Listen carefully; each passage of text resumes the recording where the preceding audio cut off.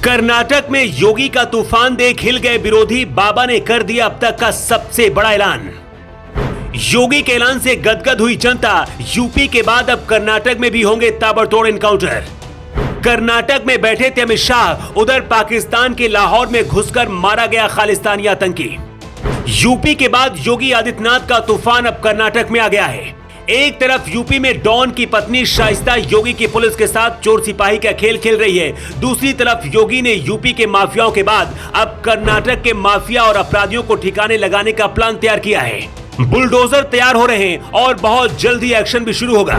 कर्नाटक पहुंचकर योगी ने जो ऐलान कर दिया है सुनकर कर्नाटक की जनता गदगद हो गई और योगी योगी के नारे लगने लगे। लेकिन जिस कर्नाटक में योगी थे वहीं पर बैठकर अमित शाह ने ऐसा खेल कर दिया कि पाकिस्तान के लाहौर में घुसकर खालिस्तानी आतंकी परमजीत सिंह को खत्म कर दिया गया। खालिस्तानी परमजीत 33 साल से भारत के खिलाफ साजिश रच रहा था।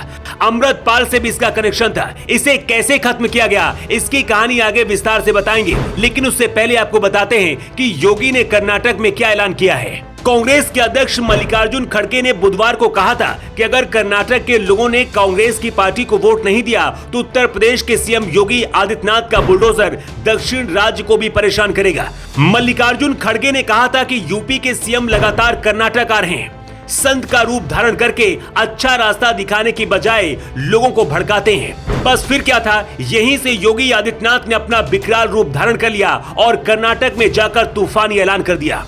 योगी ने कर्नाटक में कहा है कि जो लोग बजरंग दल को बैन करने की मांग कर रहे हैं वही लोग आतंकी संगठन पीएफआई और आईएसआई का समर्थन कर रहे हैं।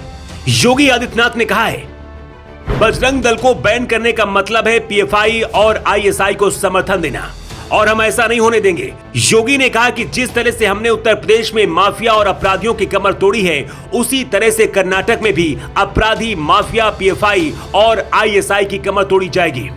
योगी ने कर्नाटक के लोगों को यूपी आने का निमंत्रण भी दिया है और कहा है कि जिस तरह से कर्नाटक के लोग कार सेवक बनकर अयोध्या आए थे उसी तरह से अब राम मंदिर उद्घाटन में भी सभी लोगों को आना है। मैं आपके लिए तैयारी भी कर रहा हूँ।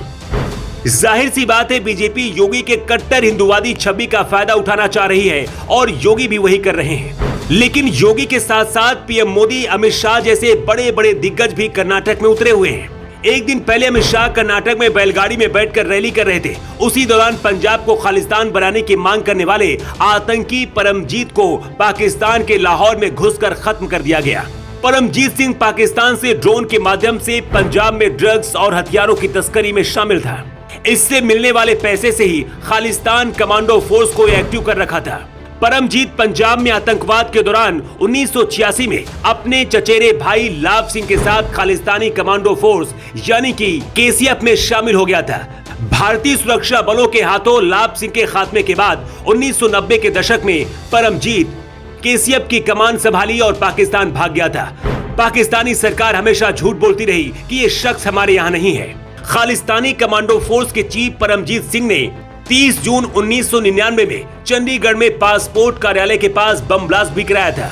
इस धमाके में 4 लोग जख्मी हुए थे जबकि कई गाड़ियों को नुकसान हुआ था। दावा किया जा रहा कि पिछले दिनों जब अमृतपाल सिंह ने पंजाब को खालिस्तान बनाने के लिए मूवमेंट शुरू किया था उस दौरान भी परमजीत सिंह पाकिस्तान से मदद कर रहा था।